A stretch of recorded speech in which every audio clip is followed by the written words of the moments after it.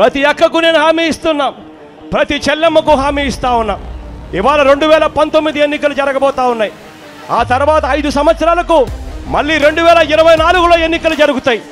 ఆ 2024 ఎన్నికలు జరిగే నాటికి మందనేది లేకుండా చేసిన తర్వాత నేను ఓట్లు అడుగుతానని చెప్పి ప్రతి అక్కకు చెల్లెమ్మకు నేను మాటిస్తా ఉన్నా. 2019 ఎన్నికలకు ముందు జగన్ చెప్పిన ఈ డైలాగ్స్ విన్నారు కదా. ఇదొక్కటే కాదు, నా మేనిఫెస్టోనే నా బైబిల్, నా ఖురాన్, నా భగవద్గీత అని జగన్ అంటాడు.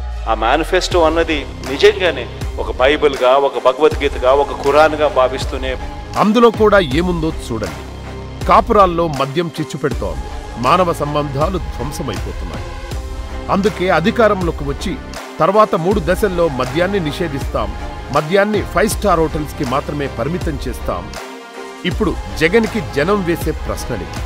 99% హామీలు అమలు చేశా అన్నావు, మద్య నిషేధం హామీ నెరవేర్చావా? 3 దశల్లో మద్యాన్ని నిషేధిస్తావన్నావు. ఈ 5 ఏళ్లలో వచ్చిన ఆ 3 దశలేంటో చెప్పగలవా జగన్? మద్యాన్ని 5 స్టార్ హోటల్స్కి మాత్రమే పరిమితం చేస్తా అన్నావు. నీ 5 స్టార్ హోటల్స్ నీవేనా?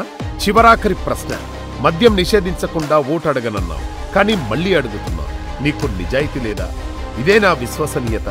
చూశారా ప్రజలారా, ఇలాంటి వ్యక్తి సిగ్గు లేకుండా మిమ్మల్ని ఓటు అడగవచ్చు, కానీ అలాంటి మనిషిని నమ్మాలా వద్దా ఆలోచించాల్సింది మనమే కదా.